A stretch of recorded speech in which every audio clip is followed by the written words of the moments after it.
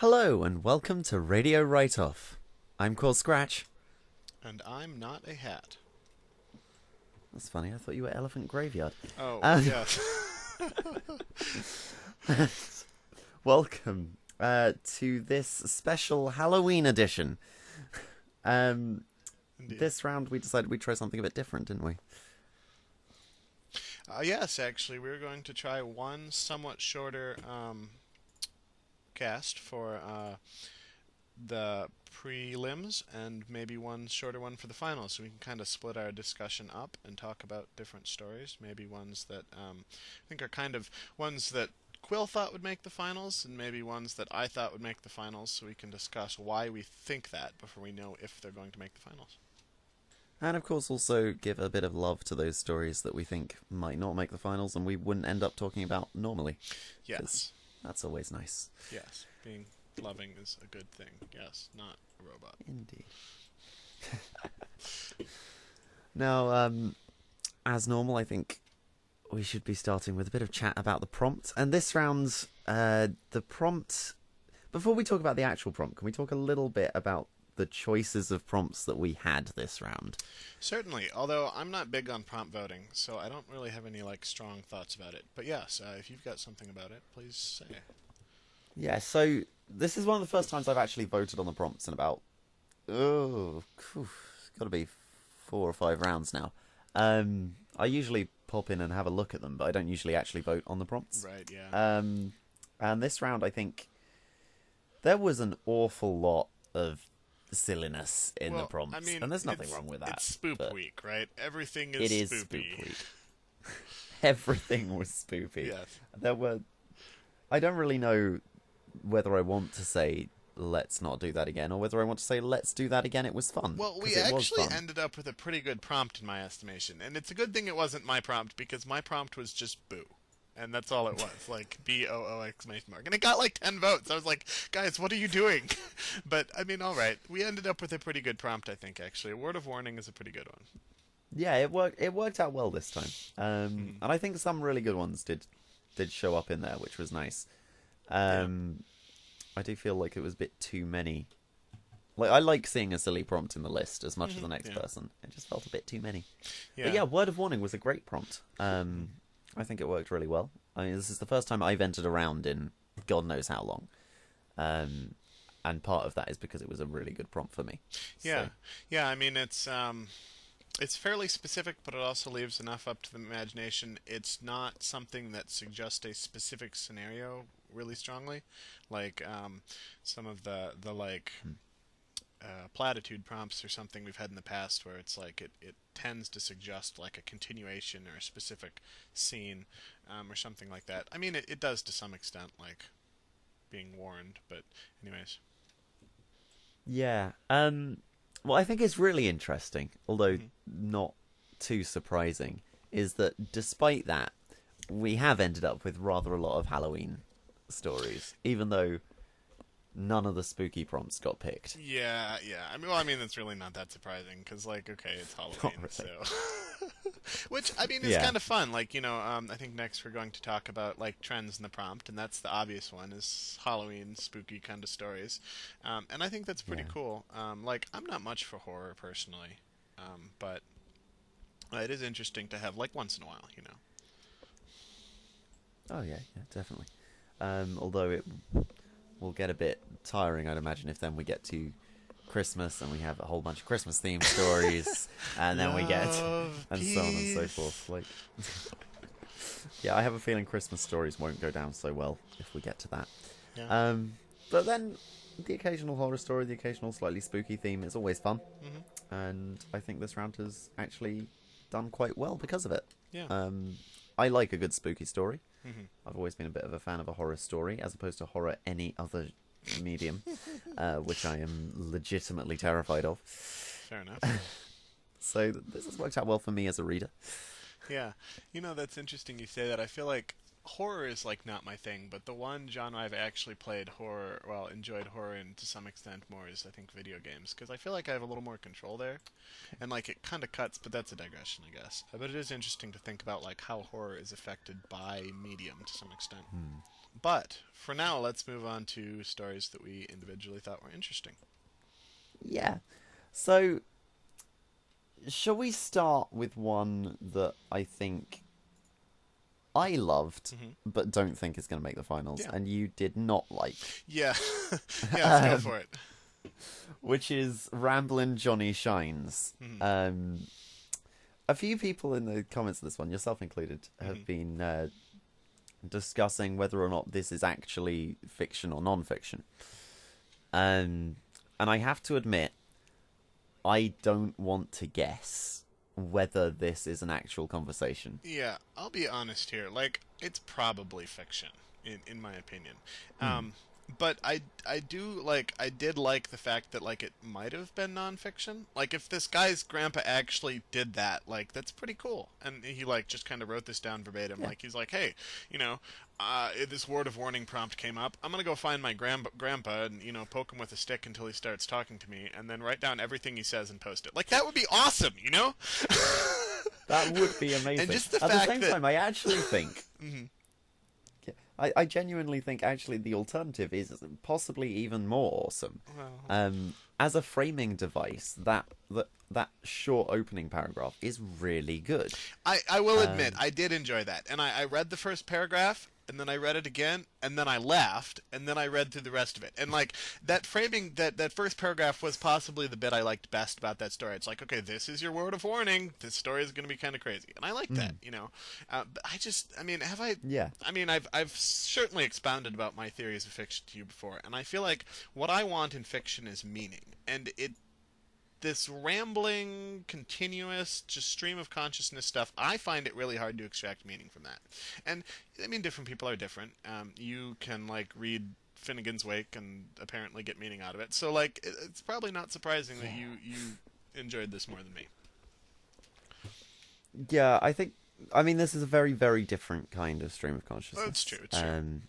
And I think in this case, actually, what I found most interesting, this is basically a character piece. And I thought it resulted in a really interesting bit of characterization, and I enjoy character pieces. And I have to admit, actually, people have commented about formatting in this one.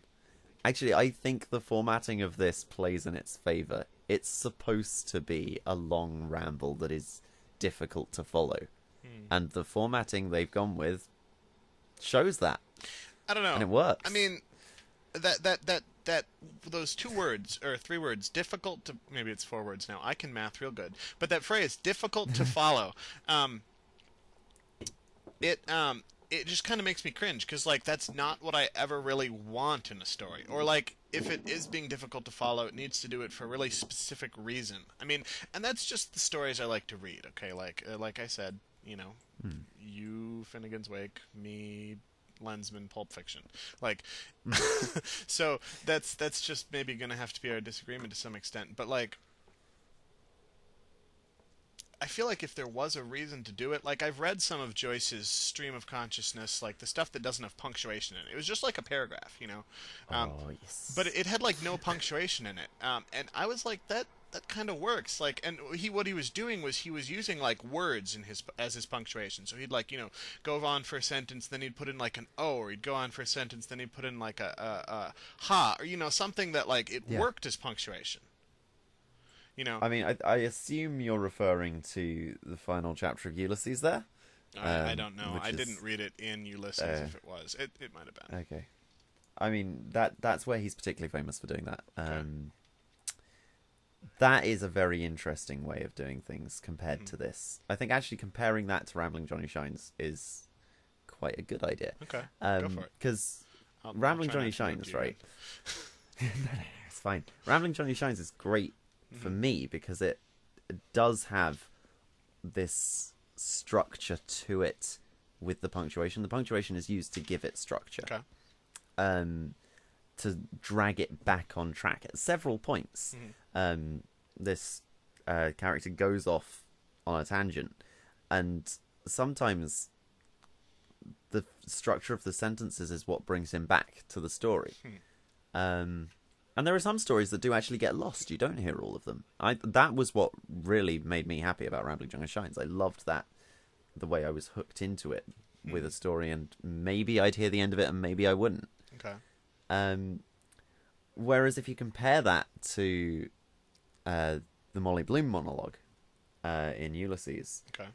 Molly Bloom, I mean, that entire chapter, it's 2 4,000-ish word sentences. Grammatically speaking, it's 8 sentences. Okay. But in terms of punctuation, it's 2. Right. And I think she just does go off on tangents. Now, don't get me wrong, reading a 4,000-word sentence is difficult. I have skimmed it. And I think that's one of the things that definitely gives Ramblin' Johnny Shines a point in its favour, is you don't have to skim it. In fact, skimming it ends badly. You lose a lot. Whereas with Joyce, you could skim it, and you wouldn't actually lose that much. I mean, obviously, you lose a fuck ton of meaning because you've skipped a whole bunch of the words. But Right, because it's Joyce. But anyways. Yeah, but you wouldn't feel like you'd missed out on anything. Sure. Whereas here you would. There is a storyline to it, a really weird, convoluted, branching storyline to it. Yeah, but yeah. a storyline, and I like that. Okay, fair enough. Yeah, I mean, it is perhaps maybe comes back to the style over substance things, and I think I as a reader, I tend to put more emphasis on substance, and perhaps as a reader, you tend to put more emphasis on style. And, you know, it's good to have these disagreements so we can iron out why you're wrong. Oh wait, no, did I say that out loud? Sorry. Fair enough. Should we move on? Yeah, so to one that you liked and we I can didn't. pick one that I liked and you didn't, and then you can tell me why I'm wrong. Yeah, were there any of those? Probably. Was Well, there one besides you A Shadow liked? of Thought, but Yes, but that 'cause one you didn't have an opinion on that perhaps one we yet. shall save for next time, regardless of whether it makes the finals or not. Sure. I think I need a bit more time to think on it. Ba-da-bum. Well, you wanted to talk about Madison's Compendium, because you I did. liked the nonsense in that one to some extent, and I thought I could talk about that coherently at least. I say I liked the nonsense. I liked it to begin with. Yeah. And after a little while, it got to the point where there was a bit too much of it for me.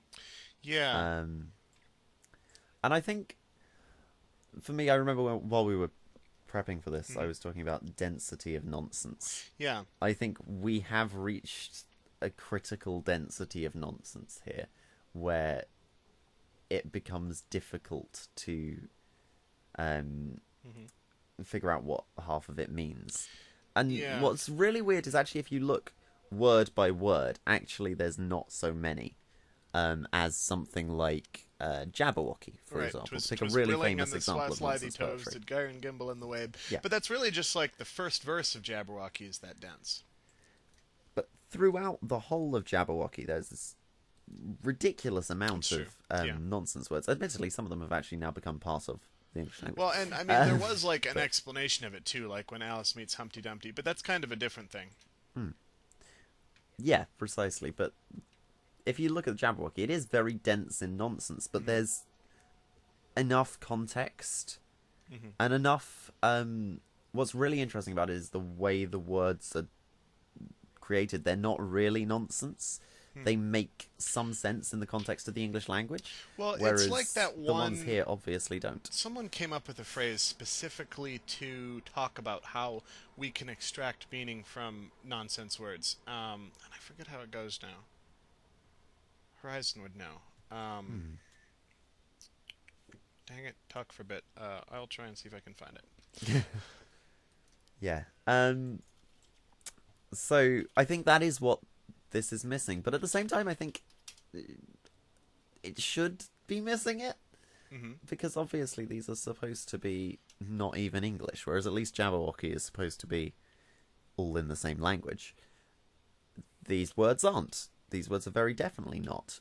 But that's a weakness from when you get to this level of density of nonsense words. Yeah, I mean, to some extent, like, what they're talking about here are, like, alien names, you know? It's like, I feel like there's too much nonsense here, because one of the things that struck me about this was the opportunity cost of putting that much nonsense in your story. Like, don't get me wrong, I'm down for made-up words. I'm down for throwing made-up words into stories, like, I mean, admittedly, it can get kind of excessive. I mean, Tolkien was, like, inventing his own language, and he made that work for him, but not everyone is Tolkien, you know, but...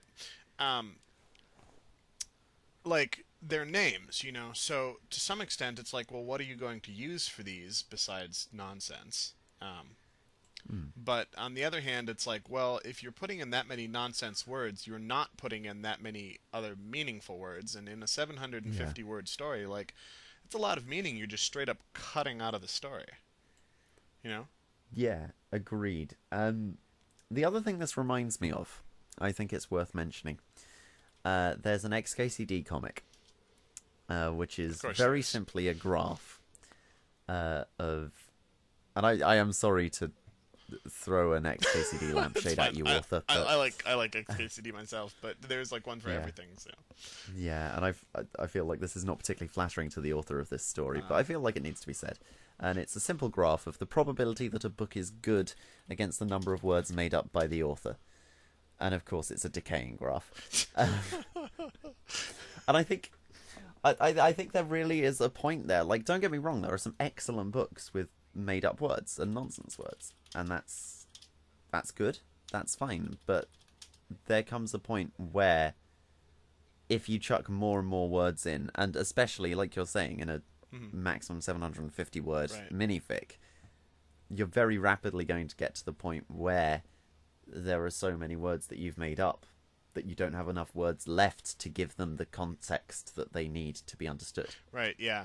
I mean, the human brain is amazing at pattern spotting. And, like, the strength of imaginary words is that if you leave holes in your pattern and then you fill in around them colorfully enough, the reader's brain will put something really interesting into that hole. You know? And it's really powerful. Like, willing suspension of disbelief is like if you do it right, you can make the reader like fill in parts of your story. And the advantage to doing that is when the reader fills it in, they always fill it in with something they like. You know? Yeah, that's true. You know, it's like I mean, you can draw on the strength of the reader's imagination that way if you do it right. But it is also like, I don't know, tricky to do right. Like, this has got so many holes in it at some points. It's like, is this even like, I don't know. And I don't mean to bash the author of this story. I mean, I think it is an interesting effect. I just think it's a little too dense here. Yeah, that said, I would like to thank this author for making me go and research what QV stands for. Because I hadn't encountered that one before, and it was nice to learn something. I don't think I actually looked that one up. What does that mean, Quill? It is quod vitae, Latin, and it means, it's basically used to say to reference material mentioned in a text. So example from Wiktionary, this is described in more detail in Brown's book on the subject, QV. So, and I think I said this in my review as well, but I would have thought this would make an awesome Feghoot somehow, because like you're putting in all these nonsense words. Like, I feel like you could have chopped them all up and like hidden like an entire like nonsense paragraph in there somewhere, and like at the end just spelled out like 3 lines of puns or something. But yeah, it was not to be. Alas. And alack. Shall we move on? Certainly. To something a little bit more controversial. Sure. That you abstained from. Oh, yes. A letter of caution on Halloween. Yes, and this is one that I really kind of felt bad about abstaining from because I liked it a lot. Like, I got to the end, I had a pretty good laugh. It was a pretty good joke. But I just, well, I mean, I felt like it cribbed a bit too much, you know? And like, well, there's nothing wrong with having influences and stuff. And if the influences hadn't been revealed, I never would have spotted them either. I don't know. I wasn't sure how to vote about it. I felt like I didn't know how much credit to give the author. That's understandable. And yeah, I was tempted to also abstain for similar reasons. Like, it does feel like there is a bit too much here, ripped word for word from that. Even though, like, yeah, it's great of you, author, to come forward and say, yeah, this is what I've done. Yeah, and it's not like any of us create in a vacuum either. Like, I mean, I pulled like a half dozen things together from various stuff I'd read and played and whatnot to make my story this time, you know. And like that's part of being an artist. It's like I saw a book somewhere and I haven't read it, but I should read it. It was called "Steal Like an Artist," and like, you know, it made me think of that Salvador Dali quote, like "Good artists borrow, great artists steal." Like, everyone uses inspiration and stuff. And like if it hadn't been, and that was part of what makes me so conflicted about it, because if they hadn't said anything, I never would have known. You know? Yeah. And so like I don't know, like I don't want to censure the author for saying something, but on the other hand, I kind of do, because it's like, well, I never would have had to abstain if I hadn't known about it. So I don't know. It's hard to say. Like, what are we responsible for as like ethical authors? Are we ethical authors? I don't know. Is that a thing? I mean, like, I think it's worth remembering that there is in fact an entire style of poetry which is defined by being entirely made up of lines stolen from other poems and sort of patchworked together. What's that called? I can't remember what it's called off the top of my head. Well, just make up a name. It'll be good. But yeah, like I'm saying, like literally blindly copying and editing other things. It is part of the creative process. It's Right. in fact a really interesting exercise, and in this instance, actually, I want to say it makes the joke stronger. Now, don't get me wrong, I'm not a fan of this joke. This is not a joke for me. I know you liked it. It wasn't my kind of thing. It's cento poetry. Thank you. I knew someone would find it. Yeah, cento poetry. Sorry, go on with what you're saying about creative process.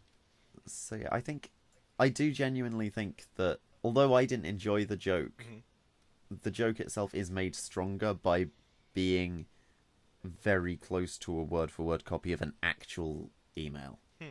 Interesting, as in like it actually gains from being a parody of something in real Yeah. life. Yeah. I don't think it would be as strong a joke if it weren't. Interesting. But like I say, I'm probably not the best judge because, like I say, this is not a joke I found funny. Okay, fair enough. Fair enough. And that's all, really. Yeah. That's why it's not too high on my slate. Fair enough. I'm sorry, author. It just didn't tickle my funny bone. Yeah, that would be hard to rank it highly then. So, yeah, I don't know. You kind of run into like the philosophical question, like, what was it? The ship building question. It's what's his face's ship. I can't remember the name of the specific one, but it's like if you've got if you've got a ship in port and it's the ship that so and so had a famous voyage on, and you repair it piece by piece, and eventually all of the pieces are replaced, is it still so and so's ship? You know, or the one like if you've got like a table and you start slicing pieces off it, at what point does it stop being a table? You know, it's like these philosophical questions that to some extent people just have to answer for themselves. And art like is very subjective like that in some ways. It's like the person who did the fountain, or like he made all these quote ready-made pieces of art where he would just like find a piece of garbage and pick it up and bam, it's art now. Like, what are you going to say about it? I'm the famous artist. Like, he puts it in a gallery and suddenly it's worth $1 zillion. Like, I mean, art is weird.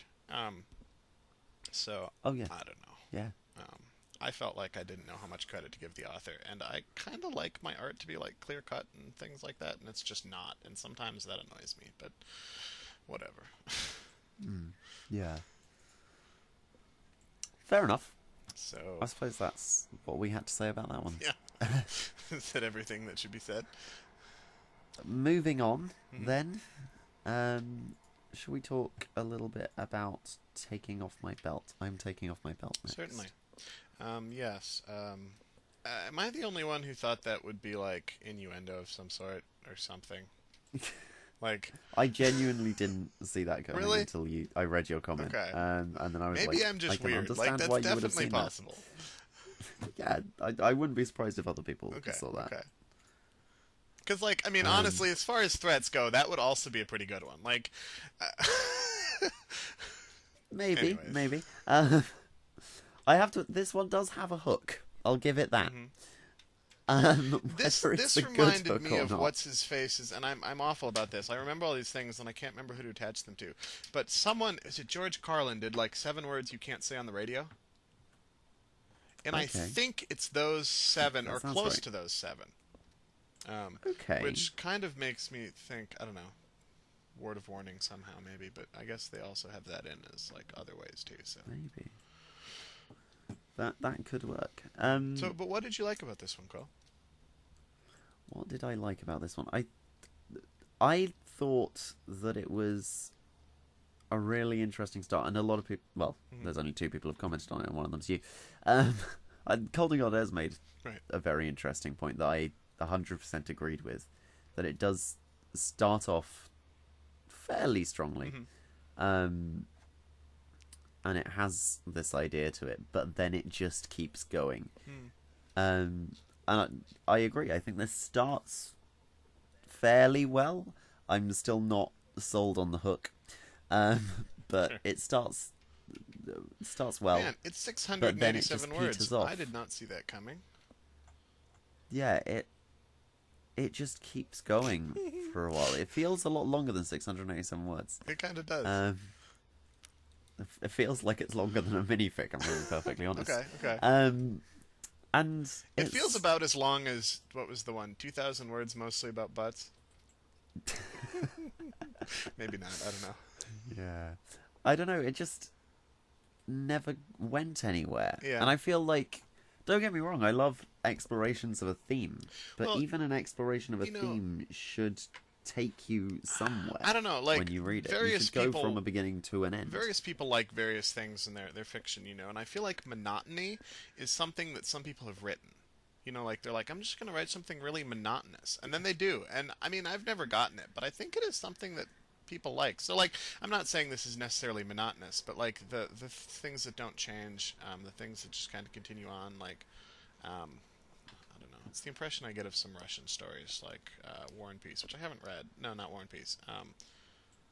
Perhaps. What's the one? Anyways, yeah.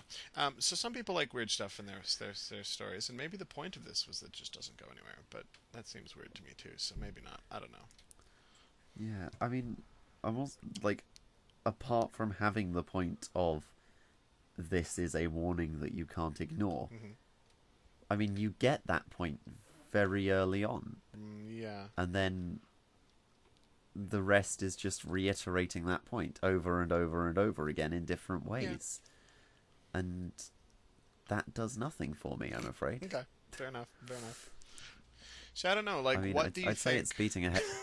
Beating I'd say it's beating a dead horse, but is it beating the dead horse with its belt? Perhaps it is. Perhaps it is. Like, what would like variations on the theme have hooked you better? Do you think? Like, if it was like, one time it's this person with a belt, one time it's that person with a belt, one time the belt has like a buckle on it. You know, like if they'd varied it a bit, or like what would hook you better? don't know what I'd suggest. Yeah? I genuinely feel like this is just Too long. missing something fundamental for me to enjoy it. Fair enough. And I think the agreement was that it did start out pretty well, so that's interesting. I don't know. Be interesting to see what the author thinks if they comment on it. Yeah, definitely. Hopefully they don't mind us talking about it at length like this. Author, we did not intend to hurt your feelings. If we did, I deeply apologize. Yeah, I mean, I do think this is something important to talk about. Yes. I don't get me wrong, author. Like, this is actually quite. The writing itself is fine. There's nothing to complain about there. It's the structure of the piece that's worth talking about, and I think it's something we can all learn something from. I think it's an example. That's something I always try to take into account when we're talking about these things, is whether we can actually learn something from them. And I think we had one last one that here. we thought was worth talking about here, or we thought we had enough material to talk about. Yes. Was it Path of Vengeance? It was Path of Vengeance. I wanted to like this story. You know, I did as well. I really wanted to like this story. And I felt like There's a butt coming in there. No, I mean, I really did. I read it and I enjoyed the characters, and like the conflict here is a really good one too. Like it's got some oomph to it. You know, this person is setting out on a mission of revenge for the people who killed their father. Like, there's a reason that's a cliche, right? Because it actually kicks really hard, and done right, it's definitely worth reading. You know, so I really wanted to like it. I couldn't get behind the one guy's character. Like, I feel like he was. I mean, I don't want to say he was intentionally written as a straw man, but I feel like there was just not enough strength to what he was doing. Yeah, like, I wanted to side with Father Tilly in this piece. Right, that's my instincts. That's where my general philosophy would tend to lie. I wanted to be sympathetic, but at the end of the day, he's kind of pathetic. He failed to maintain any good arguments for pacifism in the slightest. Right. Well, and it doesn't even need to be pacifism. Like, if it was No, to it the doesn't, point of but- like, hey, if you go, they are definitely going to kill you, and you are not actually going to accomplish anything. You know, if he's like, well, maybe you should like stick around and not die for a while. Like, that's a pretty good argument. Yeah. That like, I mean, it doesn't even require him to be pacifist. It could just be like, don't throw your life away. You know? Yeah. Yeah. I mean, yeah, all of these are important points. I just think, you know, at the end it's like he'd been too late to change anything. No, he hadn't. He'd just been too bad at making arguments. Yeah, or if he was too late to change anything, I wasn't convinced of it, I guess. You know? Precisely. Like, maybe he is too late, but I'm not convinced he was too late based on the arguments he gave. Or, I should say, yeah. how to put it. I feel like there was nothing stopping him from giving better arguments in the text there. So, like, I mean, maybe there was, but if there was, I didn't see it. Yeah. Yeah, it wasn't ideal. That said, this was generally a well-written piece. The characters Like, come through I nicely. enjoyed this. It set the scene pretty quickly, and it didn't, belabor anything too hard. I thought it was pretty good. Yeah. Kind of made me think of, I like, liked that. I mean, I don't even know if the whole, like, I mean, there's, like, a touch of fantasy in there, like, with the fighting monsters or whatnot. I don't even know if that was really necessary. I mean, you could just set this in, like, medieval England, where, like, the French are killing somebody's peasants, like, it's just, this is the sort of thing that probably actually happened, and I thought that was kind of cool, too. Yeah. Yeah, I did enjoy this, and I felt there were some really strong and emotional moments in it. Yeah. And it's just a real shame about Father Tilly. Yeah. Poor Father Tilly. Okay. Being bad at his job. Yeah. Well, I think we've covered the stories we want to cover. And we consider doing personal recommendations, but I think it's basically these stories. If you... Yeah, given the ones we want to recommend are likely to either make the finals and therefore we'll talk about them, or not quite make the finals and we'll call them out as stuff we enjoyed that didn't. Definitely. We figured these 5 would be a good compromise. Something to talk about. So yes, if it wasn't, I don't know if we said this at the beginning, we probably did, but we are planning to do another short podcast during finals round. So hopefully we can pull that off, depending on everybody's schedules and things. And then we will talk about finals and ones that didn't make the finals, and if any other prominent discussions crop up during the round in general. So yes, tune in next time, I suppose, is the message here. Indeed, this has been Radio Writeoff. See you all in about a week.